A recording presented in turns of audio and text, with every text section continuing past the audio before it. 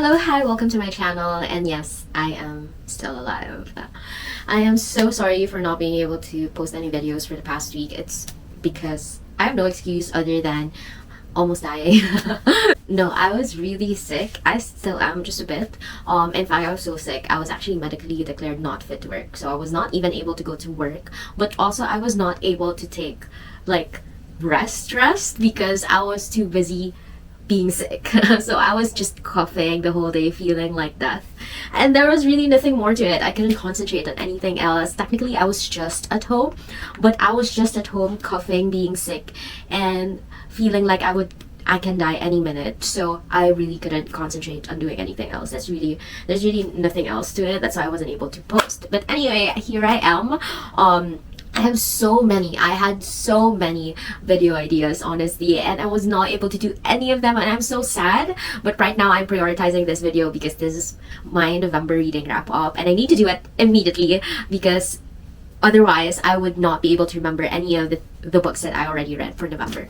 So I actually read a total of 11 books for November, but I will not be counting one, specifically the novella entitled Same Time Next Year by Tessa because I just think that it's a novella. It wasn't much. I didn't really expect anything from it.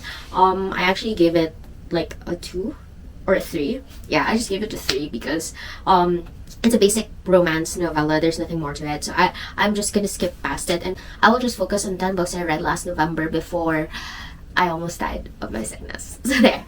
So the first book that I will be talking about is The Two Twisted Crowns by Rachel Gillig. So this is actually the second book in the duology. So the first book is One Dark Window, same author, and this is the second and final book of the Shepherd King duology.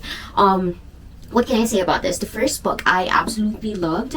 I rated it 5 out of 5 stars. The second book I loved even more, honestly. Like, I don't know how it happened. I had high hopes but also low hopes for this book, to be quite honest, because the first book was so amazing, so tense, so unique in its world building, in the characters, in the portrayal of the Shepherd King, of this nightmare entity inside your mind, that I just feel like whatever the second book will come out, whatever will happen in the second book, nothing can top the first book. But I was so wrong. I ate my words up. Like, this was nothing like what I expected it to be, but it was so much better than whatever I expected it to be. Like, anything I thought it can go, and like the multiple directions in my head from where it can go from the ending of book 1, it did not happen that way. Like, it did not at all. In fact, this book focuses more on the 2 other side characters from the first book, or from the duology. So the first book is about Raven and Elspeth. However, this second book focuses more on 2 other side characters who became main characters here, and it does not pull a Curse So Dark and Lowly vibe. If you guys know Axtell, the whole trilogy of that, I didn't like that trilogy because it suddenly shifted on us, on the readers, on the second book, because it made 2 other side characters suddenly the main characters. So it pulled something like that here. However, it did not do it the same way. It executed it flawlessly, and how Rachel Gillig executed it is that you would care so much. You would care so much for the other 2 side characters that it's not that you would forget about Raven and Elspeth, it's that you would also be so invested about these 2 other side characters that you don't even care about the screen time that they're having anymore from this book. Is one of my pet peeves actually in books is whenever the books are multi-POV and the POVs focus so much on other characters outside of the main ones. And I hated it so much because I feel like it just takes me out of the story. Like, usually if it's a POV of the main characters, of course it follows the main storyline, and then it suddenly shifts to another POV or another side character POV, and it follows that side character's plot or that side character's story, which might be or might not be relevant to the main plot. One of the known authors who does this is actually Cassandra Clare. Sarah J. Maas also has the habit of doing it, and especially in the Throne of Glass series, and I actually didn't like it so much. Manon, I remember reading Manon in Queen of Shadows first, and then thinking like, who is this bitch? Like, what is happening? Why am I reading about her? Why is she important? And although I very much liked Manon later on in the series, it was just a very jarring experience, and I really don't like it. I really don't like that type of experience at all. But then this book is exactly that. Like, it introduces other POVs, so it still has Raven's and Elspeth's POVs, but it introduces two other POVs, and it gives their side of the story. Like, it gives another plot, it gives another layer to the story, and it executes it so well to the point that I don't really care that I'm reading their POV. In fact, there are multiple times in the story wherein I was actually looking forward to seeing their POV. To that point, right? Like, I have never in my life done that in any other books with multi POVs until this book. And I think it's really because of the genius of Rachel Gillig.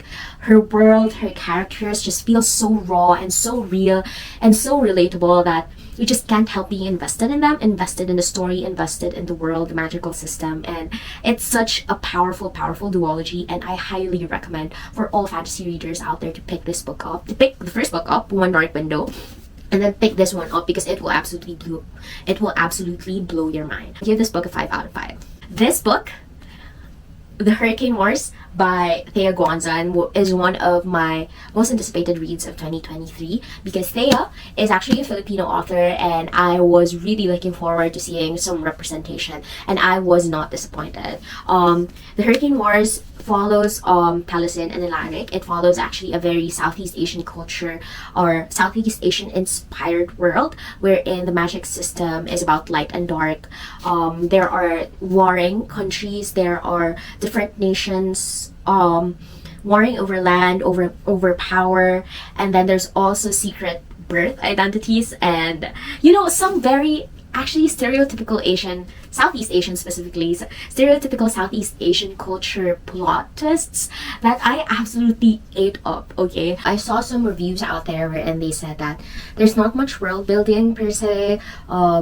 They feel like some of the lore really came out of like Star Wars, because I do understand that Thea writes really low fan fiction. Again, I love fanfic, so not a problem for me. But then for me, maybe there is bias with me considering that I have an edge because the lore feels very familiar. There's not much explanation, at least from my end, needed when it comes to explaining this type of lore, because it's like something that I already know at the back of my head. Like, I don't know how to explain it. Maybe other Filipinos out there who have read this book also can explain it better than me. There's some kind of familiarity when reading this book because it feels like the lore is very similar to the usual lore that we have here in the Philippines. So it feels very familiar. There's not much I need in terms of explanation when understanding what's happening, understanding how everything works, because it's very natural for me. And maybe that is an advantage that I have that not all readers have. So maybe there is that missing element for people who are not familiar with Southeast Asian lore. However, of course, since I'm giving out my review, right, of this book, and since I'm the one, I'm basing my review off of my experience reading this book, I actually did highly enjoy it. I enjoyed reading it. I feel like a lot of people should also read it. I feel like this was such a great experience and such a great first debut book from Thea Guanzon. Actually, scratch that. I'm not sure if this is her debut. I know she's written a lot of fan fiction, but I think this is her first published work, but do correct me if I'm wrong. But yeah, I think this is absolutely great. The way it ends also, it does not end in a cliffhanger, but it ends in an incomplete way. Like, there's more to the story, because this is really just an exposition of the story. Like, if you read it, after you finish reading it, you understand that this is just an introduction. This is just the beginning of the story. And I think this is set out to be a trilogy. And if so, I am so ready for the next few books. I can't wait to read the rest. I rated The Hurricane Wars by Thea Guanzon 4 out of 5 stars. Gift Read by Anna Wang. So this one, I actually read the first book, King of Wrath, last month, and then I skipped King of Pride. I'm not sure why. I absolutely love Guy as a character, and I think Guy is the main character for the second book. However, I skipped right past it and I went straight to here because I heard that this is actually a second chance romance story. This is about a married couple who will be getting a divorce. So I already forgot their names, but if my memory serves right, they've been married for 10 years, and then the girl actually has a lot of very hurt feelings that she hid all throughout these years, all like cancelled plans, etc. However, the guy didn't really cheat. There's no there's no red flag. That's what I like about this book. Actually, there's nothing toxic outside of like canceled plans and unsaid words and miscommunication from them. Like, this book is upfront about the fact that the main conflict is really miscommunication. They love each other. This married couple love each other. They've been together for 10 years. Their love story is actually really sweet. They have a bit of a backstory sprinkled all throughout the book, and it's really just because of miscommunication. Like, they never communicated well enough their fears, their hopes of each other, their disappointments. But there's no cheating involved. There's no other person involved. There is just one man who suddenly popped up, but then he was removed from the equation pretty quickly, so it wasn't a cost retention or anything. But I actually surprisingly like this. So I usually don't like second chance romance stories, but this year is actually this year actually produced a lot of good second chance romance books. The first book that I read that is a second chance romance this year was Forget Me Not by Shuli Soto, and I also rated it 5 stars. I absolutely love that book. I still stand by my opinion that that is the best second chance romance story out there. And then I read Happy Place by Emily Henry. Was not a big fan, but it was not bad also in terms of second chance romance. And then I read this one, King of Greed, and I absolutely loved it. Like, it's amazing. I rated it 4 stars. It's an Anna Huang book. Like, whatever you expect from Anna Huang, you will get from Anna Huang. So, really cute second chance romance story, all about miscommunication, but then also all about learning how to fall back in love with each other again. Collided by Lauren Asher is the second book in the Dirty Air series, which is the quote-unquote F1 series of Lauren Asher. So this one, I had such high expectations for this one. I'm not so sure why exactly. The first book wasn't revolutionary, but I was expecting a little bit more here, but I did not quite get it. In fact, it let me down so bad that I rated it 2 stars. What is wrong with this? This story is literally about Sophie and Liam. Sophie is this very pick-me girl. I'm not like other girls. I like art, but also I'm like the only daughter of an F1 manager. And then Liam is this like playboy who is really fucking up his reputation in F1. Everything is on the line out here. He needs to not fuck up. And then Sophie develops this like what do you call this bucket list of things that she wants to accomplish during the F1 tour that she's following during this book. And it's just so cringy until the very end. Like, Sophie and Liam, I hated both of their characters. Like, I did not like any of them. Like, there's no one that I would actually root for the both of them. Sophie is such a pick-me. Liam has no personality whatever aside from being like an F1 fuckboy. Their romance, there was no romance. There was no build-up. There was no oh, they fell in love with each other because their personalities match or the opposites attract. Yeah, no, there's none of that. They literally saw each other from across the room and then just found each other hot, and then suddenly that's grounds for romance. Like, I have not been this disappointed in a Lauren Asher book in such a long time. I still love her, but this is a no for me. Like, it was just not giving at all. I was just disappointed. Belladonna by Adalyn Grace. This follows Signa, who is a girl who has been followed by death all her life. I actually did a book vlog. I actually did a reading vlog including this book. So if you want a more in-depth review of this book, you can find those in my reading vlogs. But this book, Belladonna by Adalyn Grace, is actually set in more of a Regency era period type of setting. I'm sorry, I'm still sick, so if my thoughts are a bit jumbled, I apologize in advance. But yeah. So this book is set in the Regency period, and it follows Signa, who is a girl who has been followed by death all her life. What does that mean? So she has been passed off from relative to relative because anytime a relative takes care of her, they actually die. So her last relative, who is her aunt, also follows the same path. So she also dies, but then she finds out that she can quite literally see death and have powers of death, meaning she can pull souls right out from people's bodies. She can see souls who are not inside bodies, and she can see that, well, basically. So this follows her story as she gets passed off to another distant relative and tries to uncover the mystery of the death of the matriarch, because when she goes to the manor, she finds that the death was not because of a natural illness. Somebody actually killed her, and somebody is planning to kill the daughter of the matriarch. So she's trying to save her cousins, and in the process she makes kind of like this partnership with Death, wherein Death would teach her how to use his powers.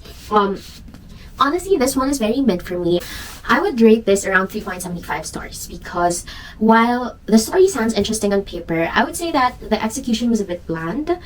Signal was not that interesting as a main character. In fact, the only character that I found interesting in this whole book was Death.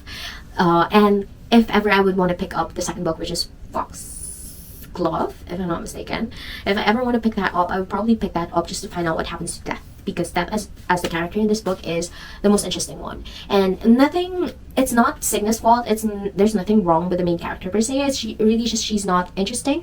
There's no highlighted characteristic for her. Like, I don't really get to know her as a person in this book. It's more of like we're following a story on paper. Like, literally that's what's happening. I know that's what reading is, but I didn't really get fully immersed in the book. And again, the only thing I found interested here is Death as both the literal entity of Death here and the concept of the powers of Death here. So I would, if ever I want to pick up the second one, it probably is just to understand more about Death. Yeah, the book 3 of the Once Upon a Broken Heart series, A Curse for True Love, I rated this 4.5 out of 5 stars. This is the third book in Stephanie Garber series, Once Upon a Broken Heart, and it follows Eva, Evangeline, and Jack's story after the Ballad of Never After. So I don't want to give out anything about the story because this is the third book. This is the finale. And if I say anything about the focus of the story, it would give away the plot of the whole series. So I'd rather you guys pick up the series first and then let me know your thoughts as well. But then this one, what I would say is that I rated this 4.5 out of 5 stars. I deducted a bit because although I still absolutely loved it, don't get me wrong, this book and this entire series from Stephanie Garber is such a good one. Like, I would recommend it for all fantasy, romantasy readers out there. Like, 5 out of 5, recommend the whole series. It should probably be a staple for all romantasy girlies out there. So it's a YA romantasy book. So for A Curse for True Love specifically though, I would say that I understand why the girlies were saying that it did not meet their expectations. Because, to be quite honest, The Ballad of Never After is still going to be like the top tier book for me in the series. Like, it's still going to be number 1. The second book ended on such a high note. And it ended on such a high note that is focused on Eva Jax, that plunging yourself in this book would probably be jarring for you. That's all I can say without giving away any plot, because this book, or a chunk of this book, surprisingly focuses on another character. And I understand where Stephanie is coming from. I also did like a quick review of this from another reading vlog that I did, so you can go check that out. But I think Stephanie Garber has plans for that character to have another series of his own. And that's why she focused so much on building his backstory and building his personality here, basically, like his origins here. And I can respect that as a reader, because I would probably pick that up once it's out, the story of that other character, right? But as an Eva Jax fan who read The Ballad of Never After and screamed for more Eva Jax, I understand why the girlies were disappointed in this. However, I still rated it a 4.5 stars because the story itself, although I wish there were more Eva Jax, I wish it focused more on Evangeline and Jax. I think the story itself and the whole lore itself was so good and so fairy tale like that I can basically forgive her for doing that. Then the next up, The Ballad of Songbirds and Snakes by Susan Collins. I decided to pick this up because I wanted to watch. I decided to pick this up because I wanted to read the book first before watching the movie. And after reading this and then watching the movie, I would actually recommend for all of you guys to watch the movie first before reading this book. And you might be wondering why. Because usually, I mean, of course, we all want to read the book first before watching the movie, because we all say that the book will always be better than the movie. And to be quite honest, it's still the same for this one. Like, the book is still better than the movie. You still need to read the book, in my opinion. I actually want to do a video of breaking down watching the movie first before reading this, my recommendation for doing that. It's because I feel like you need to imagine the world first. And the movie does an absolutely amazing job of doing that for you. Again, Susan Collins is GOAT, but the liberties that they made in order to build the scene in the book was so good in the movies. Like, I was actually so surprised by how well everything translated on screen from this book, because I was imagining something very boring from reading this book, and then suddenly I watch it on screen. I was like, wow, this was portrayed so well. This was amazing. Like, this is not how I imagined it, but this was much better. Like, that's how it goes. However, after watching the movie, I still think that people need to read the book, because this is the story. This is one of those stories wherein not having the inner monologue of the main character changes everything. It will change your perception of who Coriolanus Snow is. Because I get why the girlies are thirsting over him from the movie. It does not help that Tom Blythe is such a fucking fine actor and a fucking fine man. So that helped a lot with the thirsting. However, I also think the girlies are thirsting over him because they could not read and they could not hear his inner monologue. Because the whole point of Snow, or the whole MO of Snow here in the book, is that he says something but actually thinks something else. That's how duplicitous he is. That's how evil he actually is. Like, he's thinking some awful things, but he says something nice, or he says something actually very neutral, or something that actually makes sense and paints him in a good light. But his mind is so awful, his thoughts are awful, and does not reflect at all what he's saying. And of course that will get lost in translation in the movie, and it's not the movie's fault. The movie is supposed to be like that. It's supposed to paint him that way because that's how Snow painted himself that way externally. The movie is just supposed to show you the scenes. It's supposed to show you the things. You can hear his inner monologue, and I think the movie was able to capture it perfectly. How he came to power by just using his charisma, his words, the way he portrayed himself, his strategy. Like, the movie was able to portray that. What it has a gap on, what the girlies need in order to fill in the gaps of who actually is Coriolanus. Oh my god, I'm gonna fucking kill myself with that name. Who actually is Snow. They need to read this book. Like, these are tabs that actually show the multiple scenes wherein I thought Snow was so fucking awful. Like, he was awful all throughout the book. Like, he was such an evil person. But these are the scenes that actually take the cake for me.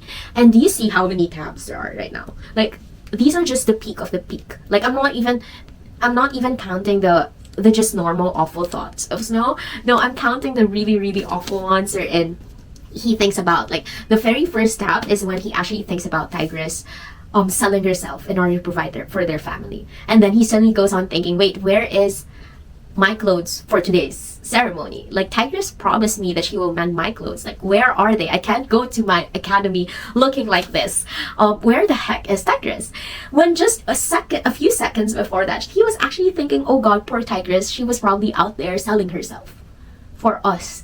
Like, how do you explain yourself? What kind of awful person would go from that thinking to suddenly demanding for himself? That's how narcissistic he was.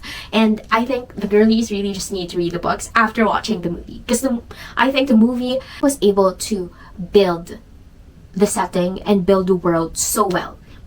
Even much better, I would say, than how Susan wrote it.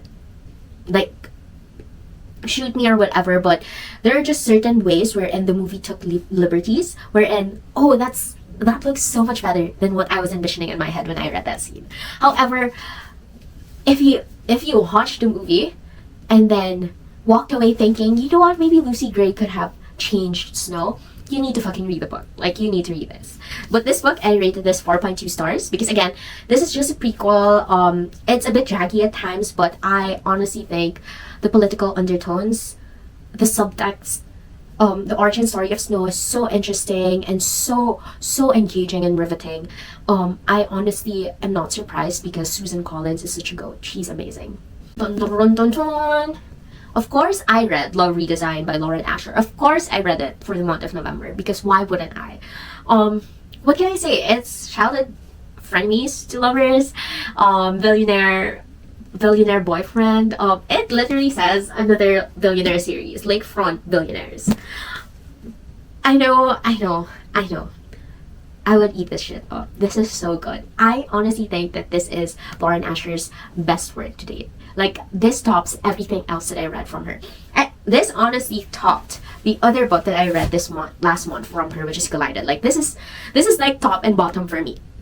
In terms of Lauren Asher's books writing, in terms of Lauren Asher rankings, this would probably be the top and probably be the bottom, which is so weird because I read them on the same month. So this follows Julian and Dahlia. They're childhood rivals. They grew up in the same town, but ended up having a falling out during college. And a few years passed, they have not talked to each other since then. Dahlia actually moved to another town, actually moved to LA, I think.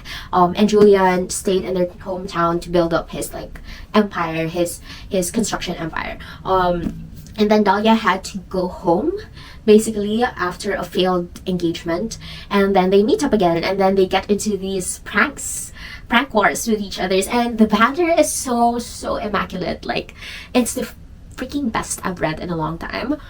The tension is so good, the romance is so heartfelt, the family dynamics is also so good. I absolutely love this. Again, I recommended it 10 out of 10. If you have not picked up anything from Lauren Asher, pick this one up. Like, you would not be disappointed.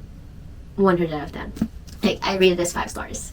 Of course, I also read the new release of Ali Hazelwood, Check the Mate. So I was actually so surprised by this one. I rated this 5 stars. Why am I surprised? It's Ali Hazelwood. But I was actually not expecting much because it's YA. This is Ali Hazelwood's first foray into YA. She usually writes new adult romances. So this is her first YA book. And recently, I started to veer away from YA.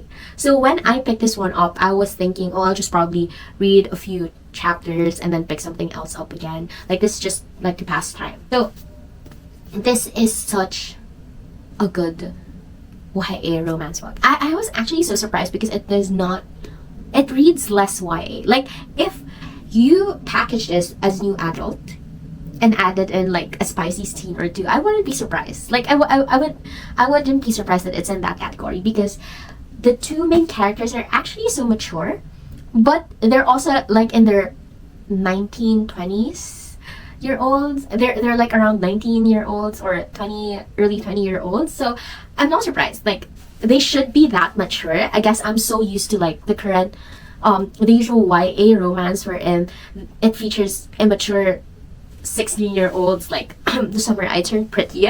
But this one does not feature that at all. So this follows actually Mallory Greenleaf, who stopped playing chess because of the trauma she had with her dad when she was a kid. And then through twist of fate, she agrees to do like a quick tournament battle for her best friend, and then accidentally gets paired off with the reigning chess master champion worldwide, who is Nolan. I forgot his last name, but yeah, Nolan Sawyer. There you go. So Nolan Sawyer is the chess world champion. He's like a prodigy. He's still young, but he's already like top 1 in chess. And he plays Mallory, and he actually loses to Mallory. But then Mallory runs away, and then fate finds a way for them to get back together and try to beat each other through a series of tournaments. I'm not explaining it well, but basically there's a lot of chess tournaments, and Nolan and Mallory battle each other out. I'm not a fan of chess. In fact, that is my most hated sport because my mind just doesn't work that way. But then the way Ali Hazelwood writes is like drugs to me. I don't know how she made it so interesting, but she managed to make chess sound so riveting for me. I don't know how she did that, but she did. She absolutely did. And then it doesn't help that the actual book is so funny. Like, it's really so funny. It's probably the funniest Ali Hazelwood book that I've read so far. It's also the most Gillig Ali Hazelwood book I've read so far, and it's freaking YA. Like, honestly, if you ask me now, this is my favorite Ali Hazelwood book. And that surprises me because I don't even like YA anymore. So yeah, thanks Ali Hazelwood for breaking my YA curse. I absolutely love Check and Mate. I rated this 5 stars. And then the last book that I read for the month of November is actually part of my book challenge wherein I try out booktuber recommendations, and this is Flawless by Elsie Silver. So I'll probably give a more thorough review in that reading vlog that I have. This is the first small town cowboy romance that I tried, and I was so surprised by how much I liked it. I was so surprised by how much I liked the main characters here, because first few chapters I thought I wouldn't really like them, but I absolutely did. I absolutely loved even the male main character. Like, I was iffy with him at first, but then he pulled through, man. He showed his true colors, and then I was invested and rooting for him until the very end. And I can't say that with a lot of romance books that I read. So this one is such a good book. I finally understand now where the hype is coming from for this series. So this is actually book 1 of the Chestnut Spring series by Elsie Silver, and I absolutely loved it. I will probably pick up the rest of the series later this year. So there's that. Those are the books that I read for the month of November. I really have a lot of videos planned throughout the month of December. I really hope I don't get sick anymore so that I can actually shoot them and I can actually share them with you guys. Thanks so much for watching.